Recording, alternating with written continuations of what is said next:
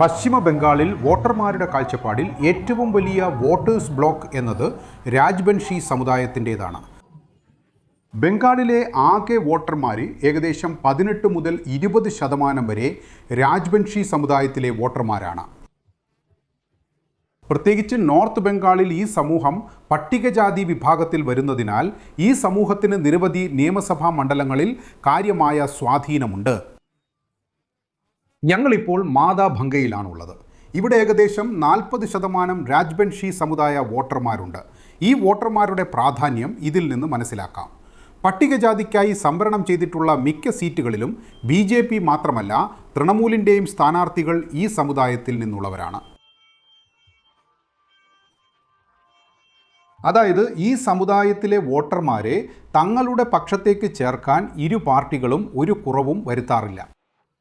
ഈ തെരഞ്ഞെടുപ്പിലും തൃണമൂൽ കോൺഗ്രസ് ഈ വോട്ടർമാരെ കണക്കിലെടുത്ത് അവരുടെ പരമോന്നത നേതാവായ മമതാ ബാനർജി ഇവിടെ നിന്നാണ് തെരഞ്ഞെടുപ്പ് പ്രചാരണം ആരംഭിച്ചത്. വരും ദിവസങ്ങളിൽ പ്രധാനമന്ത്രി നരേന്ദ്രമോദിയുടെ തെരഞ്ഞെടുപ്പ് പ്രചാരണത്തിൻ്റെ തുടക്കവും നോർത്ത് ബംഗാളിൽ നിന്ന് തന്നെയായിരിക്കും. എന്നാൽ ഇന്ന് നമ്മൾ അറിയാൻ പോകുന്നത് ഈ സമുദായത്തിലെ ഇരു പാർട്ടികളിലെയും പ്രമുഖ മുഖങ്ങളും സാധാരണക്കാരും ഈ തെരഞ്ഞെടുപ്പിനെക്കുറിച്ച് എന്ത് ചിന്തിക്കുന്നു എന്നാണ്. നമ്മോടൊപ്പം നിഷിത് പ്രമാണിക്കുണ്ട്. അദ്ദേഹം BJPയുടെ രാജ്ബൻഷി രാഷ്ട്രീയത്തിലെ പോസ്റ്റർ ബോയാണ്. ഇതൊന്ന് പറയൂ, ഈ തവണ താങ്കൾക്ക് നിയമസഭാ തെരഞ്ഞെടുപ്പിൽ മത്സരിക്കേണ്ടി വരികയാണല്ലോ. കഴിഞ്ഞ ലോക്സഭാ തെരഞ്ഞെടുപ്പിലെ തോൽവിക്ക് ശേഷം എന്ത് തോന്നുന്നു? നോക്കൂ, തോൽവിക്ക് ശേഷം മത്സരിക്കേണ്ടി വരുന്നു എന്നൊരു വിഷയമല്ല ഇത്. ജയിച്ചതിന് ശേഷവും ഞാൻ മത്സരിച്ചിട്ടുണ്ട്. 2019 ലോക്സഭാ തെരഞ്ഞെടുപ്പ് ജയിച്ചു. അതിനുശേഷം നിയമസഭ 21. 21 19 ലോക്സഭ ജയിച്ചതിന് ശേഷം 21 നിയമസഭയും ജയിച്ചിരുന്നു. അപ്പോൾ അങ്ങനെയൊരു വിഷയമില്ല. അതൊക്കെ പാർട്ടിയുടെ ആലോചനകളാണ്. ഓരോ സംസ്ഥാനത്തും എപ്പോഴൊക്കെ തെരഞ്ഞെടുപ്പ് നടക്കുന്നുവോ അപ്പോഴൊക്കെ ആ സംസ്ഥാനത്തിന് ഒരു സമവാക്യമുണ്ടാകും. അതനുസരിച്ചാണ് സ്ഥാനാർത്ഥിയെ തിരഞ്ഞെടുക്കുന്നത്. അതിനാൽ ഇത്തവണ നിയമസഭാ തെരഞ്ഞെടുപ്പിലേക്ക് എന്നെ തിരഞ്ഞെടുക്കുകയും സ്ഥാനാർത്ഥിയാക്കുകയും ചെയ്തതിൽ ഞാൻ ഭാഗ്യവാനാണ്. തീർച്ചയായും ഇത്തവണ ബംഗാളിൽ മാറ്റത്തിന്റെ തരംഗം അലയടിക്കുന്നതിനാൽ സർക്കാരും രൂപീകരിക്കും. ഒപ്പം ജനങ്ങളുടെ വലിയ തോതിലുള്ള പിന്തുണയും ലഭിക്കും.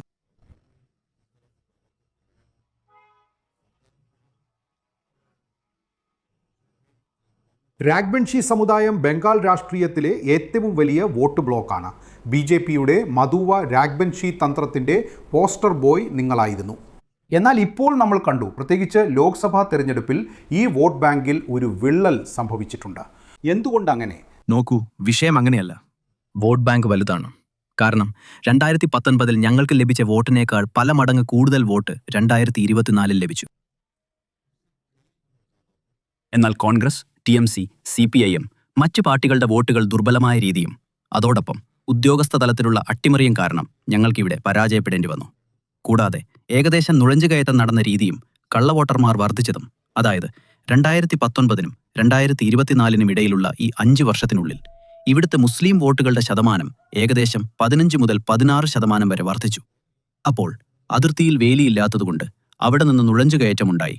അല്ലെങ്കിൽ ജില്ലാ കളക്ടറും മറ്റുദ്യോഗസ്ഥരും ഓരോ 6 മാസത്തിലും കള്ളവോട്ടർമാരെ വോട്ടർ പട്ടികയിൽ ചേർത്തുവെന്നത് സ്വാഭാവികമാണ്.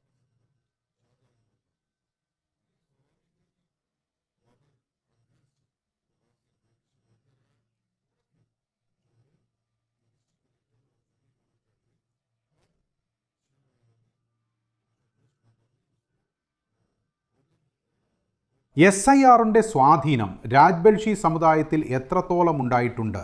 നോക്കൂ, ഒന്നുമില്ല. കാരണം എല്ലാ രാജ്ബൻഷിക്കാരും ഇതിനായി അട്ടിമറിക്ക് ഇരയായിട്ടില്ല. ചിലർക്ക് രേഖകളുടെ കാര്യത്തിൽ ചെറിയ പ്രശ്നങ്ങളുണ്ടായിരുന്നു. എന്നാൽ അതും പരിഹരിക്കപ്പെട്ടു. എന്നാൽ BJP സമുദായത്തിന് നൽകിയ വാഗ്ദാനങ്ങൾ എന്തുകൊണ്ട് നിറവേറ്റിയില്ല? അതിൽ എന്തുകൊണ്ട് കാലതാമസമുണ്ടായി? നോക്കൂ, നൽകിയിരുന്ന വാഗ്ദാനങ്ങൾ സർക്കാർ അധികാരത്തിൽ വന്നാൽ ചെയ്യാമെന്നായിരുന്നു. സർക്കാർ തന്നെ വന്നില്ലെങ്കിൽ എങ്ങനെ വാഗ്ദാനം നിറവേറ്റും? സംസ്ഥാനത്ത് സർക്കാർ രൂപീകരിച്ചാൽ അല്ലേ വാഗ്ദാനം നിറവേറ്റാൻ സാധിക്കൂ? കേന്ദ്രത്തിൽ നിങ്ങളുടേതാണല്ലോ സർക്കാർ. കേന്ദ്ര സർക്കാർ. കേന്ദ്രം. നിങ്ങൾ ഈ ചോദ്യം ചോദിക്കുന്നതിന് മുമ്പ് നിയമം അറിയണമായിരുന്നു. ഭൂമി സംസ്ഥാനത്തിന്റെ വിഷയമാണ്. കേന്ദ്രം എന്തെങ്കിലും ചെയ്യാൻ ആഗ്രഹിക്കുന്നുവെങ്കിൽ അതിന് ഭൂമി ആര് നൽകും? നിങ്ങൾക്ക് നൽകാൻ കഴിയില്ല. അപ്പോൾ സംസ്ഥാന സർക്കാർ തന്നെ നൽകേണ്ടി വരും. അപ്പോൾ സംസ്ഥാന സർക്കാർ നൽകിയില്ലെങ്കിൽ നിങ്ങൾ എങ്ങനെ ചെയ്യും? കേന്ദ്രവും സംസ്ഥാനവും തമ്മിലുള്ള ബന്ധം എന്താണെന്നും ഭരണഘടനയുടെ നിയമം എന്താണെന്ന് മനസ്സിലാക്കിയ ശേഷം നിങ്ങൾ ഈ വിവരങ്ങളെല്ലാം നേടേണ്ടതാണ്. നിങ്ങളും നിങ്ങളുടെ റിപ്പോർട്ടറെ വെച്ചോളൂ. 2021 നോർത്ത് ബംഗാളിൽ നിങ്ങൾ കാഴ്ചവെച്ച പ്രകടനം, പ്രത്യേകിച്ച് ഈ 2 ജില്ലകളിൽ, അത് ആവർത്തിക്കാൻ നിങ്ങൾക്ക് കഴിയുമോ? നോക്കൂ, അത് ആവർത്തിക്കുക തന്നെ ചെയ്യും. വളരെ മികച്ച രീതിയിൽ തന്നെ ആവർത്തിക്കും. അതോടൊപ്പം ഇവിടെ സീറ്റുകളും വർദ്ധിക്കും. തീർച്ചയായും മുമ്പ് 2021 ഞങ്ങൾക്ക് ഇവിടെ 30 സീറ്റ് ലഭിച്ചിരുന്നു. ഇത്തവണ ഞങ്ങൾക്ക് ഇതിലും കൂടുതൽ സീറ്റുകൾ ലഭിക്കാൻ പോകുന്നു. ഉദാഹരണത്തിന്, കഴിഞ്ഞ തവണ ഞങ്ങൾ ജൽപായ്ഗുരി സദറിൽ മികച്ച പ്രകടനം കാഴ്ചവെച്ചില്ല. ഇത്തവണ ഞങ്ങൾ ജൽപായ്ഗുരി സദർ ജയിക്കാൻ പോകുകയാണ്. രാജ്ഗഞ്ച് ഞങ്ങൾ ജയിക്കാൻ പോകുകയാണ്. ഹേംദാബാദിൽ ഞങ്ങൾ ജയിക്കാൻ പോകുന്നു. കുശ്മണ്ഡി ഞങ്ങൾ ജയിക്കാൻ പോവുകയാണ്. അപ്പോൾ ഇവിടെയിരുന്ന് ഞാൻ നിങ്ങളോട് 4 എണ്ണം പറഞ്ഞു. അതുപോലെ ഇനിയും സമയം കിട്ടിയാൽ ബാക്കിയുള്ള സീറ്റുകളുടെ കാര്യവും പറയും. മമതാ ബാനർജിക്ക് മുന്നിൽ നിങ്ങളുടെ മുഖ്യമന്ത്രി സ്ഥാനാർത്ഥി ആരാണ്? നോക്കൂ, ഞങ്ങൾ ആരെയും ഒരു CM മുഖമായി നിർത്തി തിരഞ്ഞെടുപ്പിൽ മത്സരിക്കാറില്ല. ഞങ്ങളുടെ തിരഞ്ഞെടുപ്പ് പൂർണ്ണമായും ഒരു വ്യത്യസ്തമായ തന്ത്രത്തിലാണ് നടക്കുന്നത്. നിങ്ങൾ ഏത് സംസ്ഥാനം നോക്കിയാലും, അത് മധ്യപ്രദേശ് ആവട്ടെ, രാജസ്ഥാൻ ആവട്ടെ, അല്ലെങ്കിൽ മറ്റേത് സംസ്ഥാനമാവട്ടെ, അവിടെയെല്ലാം ഈ തീരുമാനം മുകളിൽ നിന്നാണ് എടുക്കുന്നത്. കേന്ദ്ര നേതൃത്വം ഇരുന്നാണ് ഇതിന്റെ തീരുമാനമെടുക്കുന്നത്.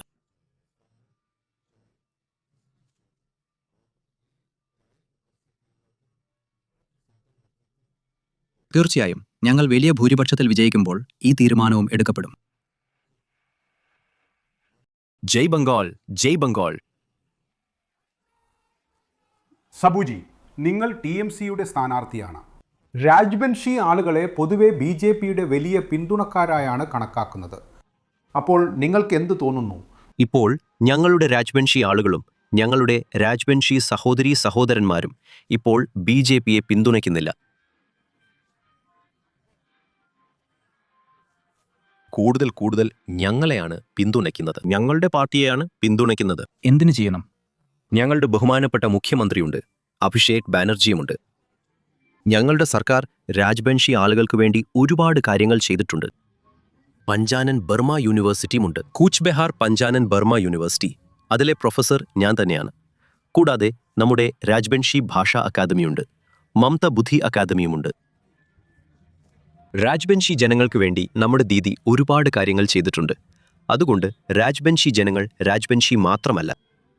ആദർശമെന്തെന്നാൽ നമോശൂദ്രരുമുണ്ട്, ന്യൂനപക്ഷങ്ങളുമുണ്ട്, ഞങ്ങളുടെ കായസ്ഥരുമുണ്ട്. എല്ലാവരും ഹിന്ദുക്കളാണ്. അവർ ഞങ്ങളെ പിന്തുണയ്ക്കുന്നു. ഞങ്ങൾ എവിടെ പോയാലും അവിടെയും കൈകാണിക്കുന്നുണ്ട്. ശരി, മുന്നോട്ടു പോകൂ, നിങ്ങൾ ജയിക്കും, തീർച്ചയായും തോൽക്കും. പക്ഷേ ഒരു ധാരണ എന്തെന്നാൽ രാജ്ബൻഷി ജനങ്ങളുടെയും മധുവ ജനങ്ങളുടെയും പ്രധാന ഭൂരിപക്ഷം BJPയുടെ ഭാഗത്താണ്. നോക്കൂ, കഴിഞ്ഞ ലോക്സഭ അത് കഴിഞ്ഞുപോയി. ഞങ്ങളിതിൽ 17,500 വോട്ടിന്റെ തിരിച്ചുവരവ് നടത്തിയിട്ടുണ്ട്. ഈ നിയമസഭയിൽ 17,500 വോട്ടിന്റെ തിരിച്ചുവരവ് നടത്തിയിട്ടുണ്ട്. BJPയിൽ നിന്ന് TMCയിലേക്ക് വന്നിട്ടുണ്ട്. ശരി, അതുകൊണ്ട് ഇവിടെ ഞങ്ങൾ ജയിക്കും. ഇവിടെ ഞാൻ ഉൾപ്പെടുന്ന AITC പാർട്ടി ഞങ്ങൾ ജയിക്കും. ജനം പറയുന്നു, ജനങ്ങളെല്ലാം ചെയ്യും, ജനങ്ങൾ ചെയ്യും.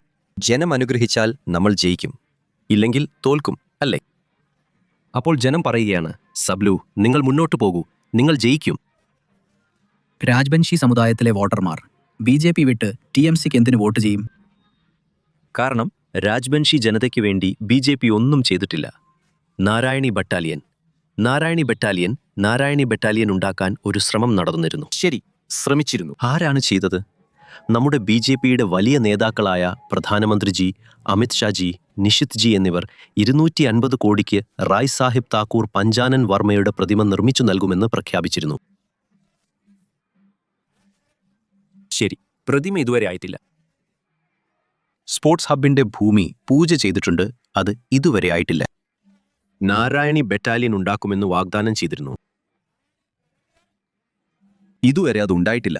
പക്ഷേ നമ്മുടെ ദീദി, നമ്മുടെ സർക്കാർ നാരായണി ബറ്റാലിയൻ രൂപീകരിച്ചു. അതിന്റെ ഹെഡ് ഓഫീസ് മെക്ലിഗഞ്ചിലാണ്. രാജ്ബൻഷിക്കാർക്ക് വേണ്ടി ദീദി ചെയ്തത് ഭാഷയ്ക്കായി ഭാഷാ അക്കാദമി സ്ഥാപിച്ചു, സ്കൂൾ പണിതു, 200 രാജ്ബൻഷി സ്കൂളുകൾ പണിതു. ശരി, രാജ്ബൻഷി ഡെവലപ്മെന്റ് കൾച്ചറൽ ബോർഡും ഉണ്ടാക്കി. രാജ്ബൻഷി ജനതയ്ക്ക് വേണ്ടി എല്ലാം ചെയ്തിട്ടുണ്ട്. രാജ്ബൻഷി ജനതയ്ക്ക് വേണ്ടി മാത്രമല്ല, മറ്റുള്ളവർ, മറ്റാളുകൾ, ഗോത്രങ്ങൾ, സമുദായങ്ങൾ, എല്ലാ സമുദായങ്ങൾക്കും വേണ്ടി നമ്മുടെ ദീദി എല്ലാം തന്നെ ചെയ്തിട്ടുണ്ട്. ലക്ഷ്മീർ ഭണ്ഡാർ ഒരുപാട് കൊടുത്തിട്ടുണ്ട്. മോദിജി പറഞ്ഞില്ലേ, സഹോദരീ സഹോദരന്മാരെ ഞങ്ങൾക്ക് വോട്ട് തരൂ എന്ന്. ഞങ്ങൾ പുറത്തുനിന്ന് കള്ളപ്പണം കൊണ്ടുവരും. നിങ്ങളുടെ ജൻധൻ പദ്ധതി ഉണ്ടാകും. 0 അക്കൗണ്ട് തുറക്കും. അതിൽ 15 ലക്ഷം രൂപ ഇട്ടുതരും. ഞങ്ങൾ ജനങ്ങളോട് ചോദിച്ചിട്ടുണ്ട്, എവിടെ കിട്ടി? ചോദിക്കുകയാണ്, ഇതുവരെ 15 ലക്ഷം കിട്ടിയോ? ഇതുവരെ കിട്ടിയിട്ടില്ല. ഈ തട്ടിപ്പ്. ഗ്യാസ് സിലിണ്ടറിന്റെ വില വല്ലാതെ കൂടി. കരിഞ്ചന്ത നടക്കുന്നുണ്ട്. LPG ഗ്യാസിന്റെ കാര്യത്തിലും നടക്കുന്നുണ്ട്. നോക്കൂ, നിങ്ങൾ നോട്ട് നിരോധിച്ചു. ആയിരക്കണക്കിന് കോടി രൂപ ചെലവഴിച്ചു. ഞങ്ങളുടെ ജനങ്ങൾക്ക് വേണ്ടി ഒന്നും തന്നെ ചെയ്തില്ല. ഞാൻ പറയാൻ ആഗ്രഹിക്കുന്നത്, ഈ രാജ്യം ആത്മനിർഭർ അല്ല എന്നാണ്. ഈ രാജ്യം ആത്മവിൽപ്പനയാണ്. മോദിജി നമ്മുടെ രാജ്യത്തെ വിറ്റുകളഞ്ഞു. എന്താകുമെന്ന് പറയാൻ പ്രയാസമാണ്. ജനങ്ങളുണ്ട്, അതുകൊണ്ട് വോട്ടുണ്ട്. ജനങ്ങളുടെ മുകളിൽ മോദിയാണ്. കൂടുതൽ മുന്നിൽ ആരാണ്? തൃണമൂലാണോ അതോ BJP ആണോ? തൃണമൂലുമുണ്ട്, BJPയുമുണ്ട്. രണ്ടുമുണ്ട്. ആരും കൂടുതലുമല്ല, കുറവുമല്ല. രണ്ടും ഒരുപോലെയാണ്. ജനങ്ങൾ ആരെയാണോ തിരഞ്ഞെടുക്കുന്നത് അവരാണ് തിരഞ്ഞെടുക്കപ്പെടുക. ബട്ട് നിങ്ങളുടെ എല്ലാം എന്താണ് നിങ്ങൾക്ക് ആവശ്യം? രാജ്യത്തിനു വേണ്ടി പ്രവർത്തിക്കുന്ന, സംസ്ഥാനത്തിനു വേണ്ടിയും പ്രവർത്തിക്കുന്നവരെയാണ് വേണ്ടത്. ഇതുതന്നെയാണ് ഞങ്ങൾ ആഗ്രഹിക്കുന്നത്. ഇന്നത്തെ കാലത്ത് ആരും എല്ലാവരുടെയും ഉപജീവനമാർഗം നോക്കുന്നില്ലല്ലോ. കേന്ദ്രവുമില്ല, സംസ്ഥാനവുമില്ല. പ്രധാന വിഷയം അതുതന്നെയാണല്ലോ. എന്ത് കഴിക്കും, എന്ത് സമ്പാദിക്കും? ചെലവുകൾ ദിവസം ചെല്ലുന്തോറും കൂടിക്കൂടി വരികയാണ്. മാറ്റമുണ്ടാകുമോ ഇല്ലയോ? പബ്ലിക് എപ്പോൾ ആഗ്രഹിക്കുന്നുവോ അപ്പോൾ മാറ്റമുണ്ടാകും. തീർച്ചയായും എല്ലാം പബ്ലിക്കിന്റെ കയ്യിലാണ്. മമതാ ബാനർജി എന്തായാലും ജയിക്കും. മമതാ ബാനർജി പ്രധാനമന്ത്രിയാകും. ഇല്ലില്ല. തൃണമൂൽ ജയിക്കും. തൃണമൂൽ ജയിക്കും. എന്തുകൊണ്ട്? പശ്ചിമ ബംഗാൾ മുഴുവൻ തൃണമൂൽ സർക്കാരായിരിക്കും. ഇന്നുണ്ട്, നാളെ ഇല്ല. തീർച്ചയായും എത്ര മന്ത്രിമാരുണ്ടോ അവരെല്ലാം പണം തരാൻ മാത്രമാണ് വരുന്നത്. ബഹദൂരി കാണിക്കുന്ന പണക്കാർ ജോലി, അത് അവർക്ക് തന്നെ നഷ്ടം. മമതാ ബാനർജിയാണ് ഇവിടുത്തെ പ്രധാനമന്ത്രിയും മുഖ്യമന്ത്രിയും. വോട്ട് ആർക്കാണ് കൊടുക്കുന്നത്? വോട്ട് ആർക്ക് കൊടുക്കും? നമ്മൾ ആർക്കാണ് വോട്ട് കൊടുക്കുന്നതെന്ന് നോക്കാം. ദീദി ഇത്രയധികം സഹായിക്കുന്നുണ്ട്, അപ്പോൾ പിന്നെ ദീദിക്ക് തന്നെ കൊടുക്കേണ്ടി വരും. ആരാണോ സഹായിക്കുന്നത്, ആരാണോ കൂടുതൽ തരുന്നത്, അവർക്ക് തന്നെ കൊടുക്കും. ഞാനാണെങ്കിൽ ദീദിക്ക് തന്നെ കൊടുക്കും. എന്തുകൊണ്ട്? ലക്ഷ്മീർ ഭണ്ഡാർ തരുന്നുണ്ട്. ഇതിനിടയിൽ ചെറുപ്പക്കാർക്ക് ജുബാർ സാത്തിയും കിട്ടുന്നുണ്ട്. വോട്ട് കൊടുക്കേണ്ടി വരുമ്പോൾ ആർക്കാണ് കൊടുക്കുന്നതെന്ന് പറയാൻ പറ്റില്ലല്ലോ. പക്ഷേ ലക്ഷ്മീർ ഭണ്ഡാർ തരുന്നതുകൊണ്ട് ഞങ്ങൾക്ക് ഉപകാരമുണ്ട്. അത്രയും എനിക്ക് പറയാൻ പറ്റും. ആ പൈസ കൊണ്ട് എന്ത് ചെയ്യുന്നു? ആവശ്യങ്ങൾക്ക് ഉപയോഗിക്കും. കുട്ടിയുടെ പഠിപ്പിന് ഉപകരിക്കും. നമ്മുടെ കുടുംബ കാര്യങ്ങൾക്ക് ഉപയോഗിക്കും. നല്ല കാര്യത്തിനല്ല. പണം മോശം കാര്യത്തിനല്ലല്ലോ, നല്ല കാര്യത്തിനാണ് ഉപയോഗിക്കുന്നത്. ഇത്തവണ എന്തായാലും വരും. ആര് വരും? എനിക്ക് തോന്നുന്നത് ഇത്തവണ വരുമെന്നാണ്. BJP വരും. എന്തുകൊണ്ട്? ഓരോരുത്തരുടെയും വായിൽ ഇതേ ചോദ്യമാണ്. ഇതുതന്നെയാണ്. ഇതാണ് ആഗ്രഹം. ബാമയ്ക്ക് ജയ്.